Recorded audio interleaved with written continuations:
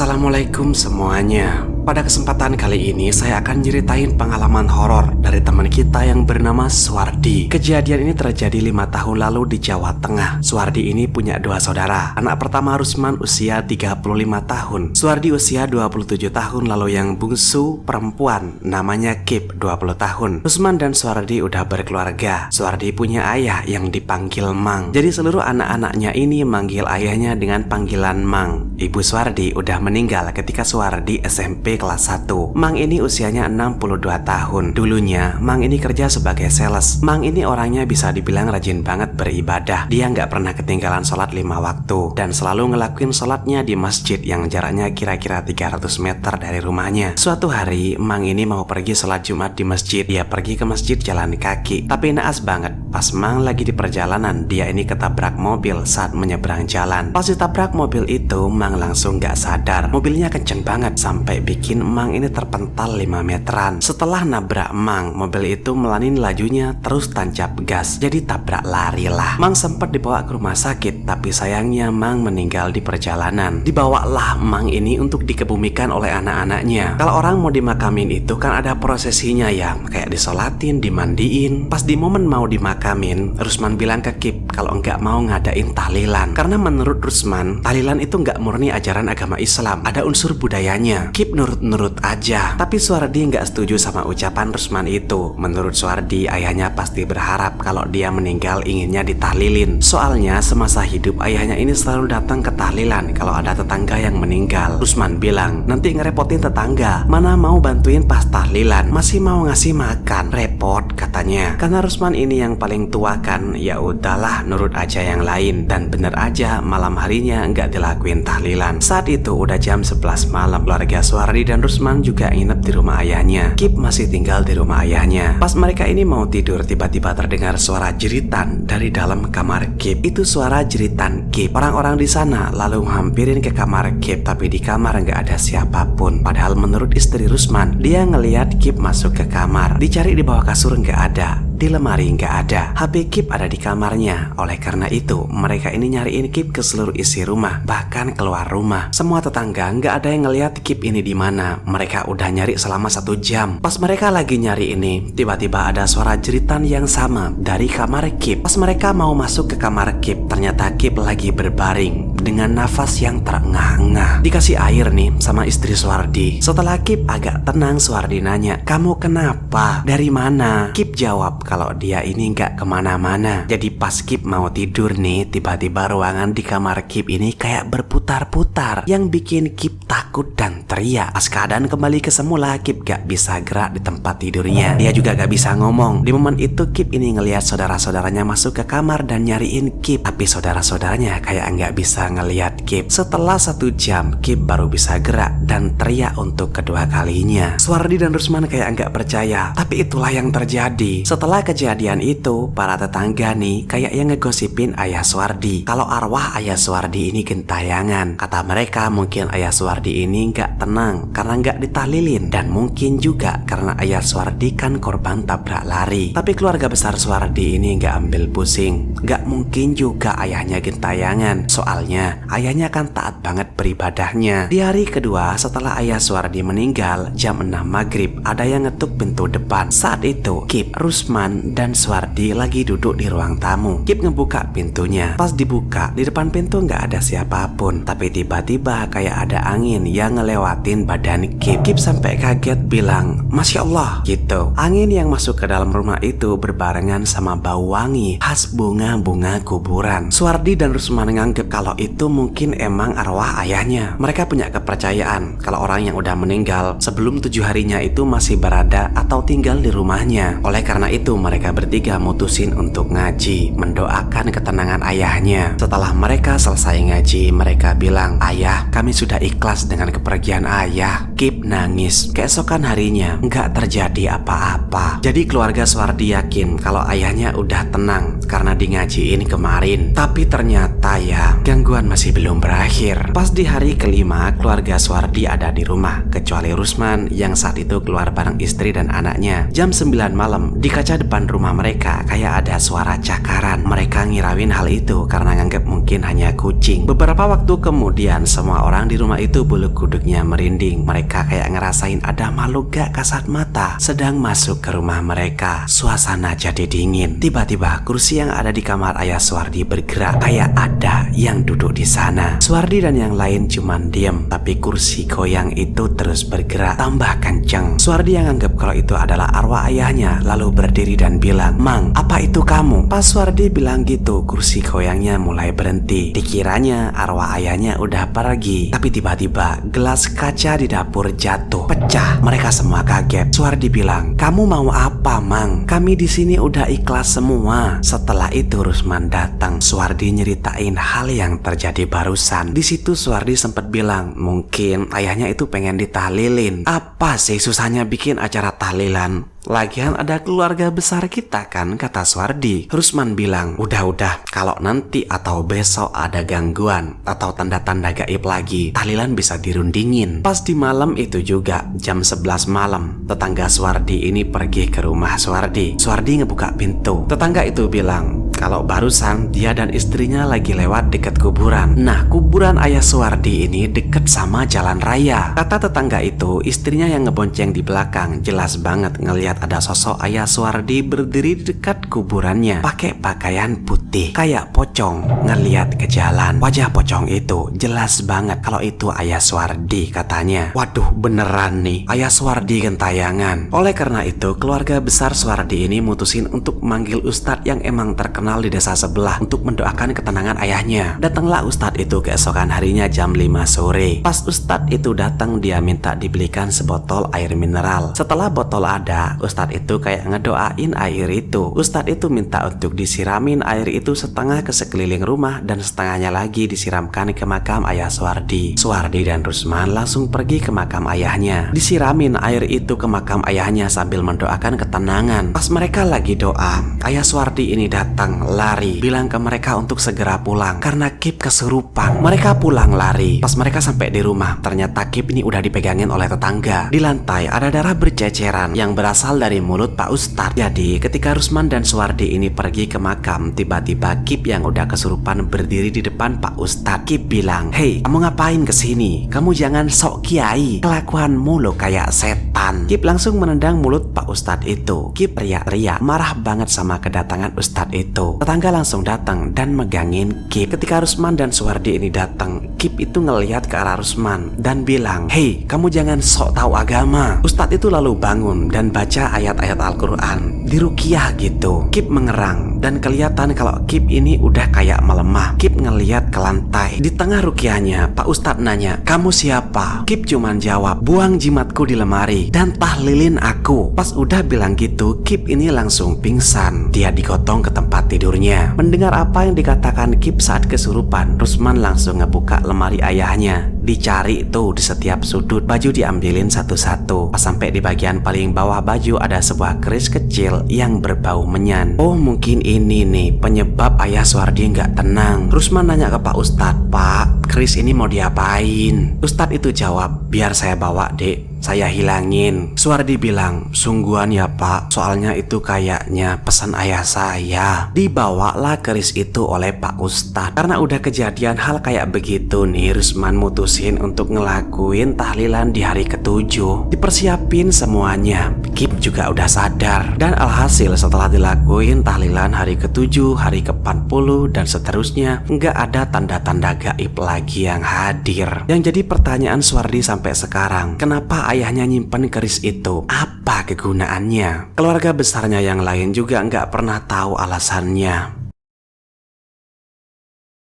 Baik, itulah pengalaman mistis dari teman kita yang bernama Suwardi. Makasih banyak untuk ceritanya. Kalau kalian pengen ngebagiin pengalaman mistis juga, kirimkan ke email di deskripsi. Baik, makasih udah nonton sampai akhir ya.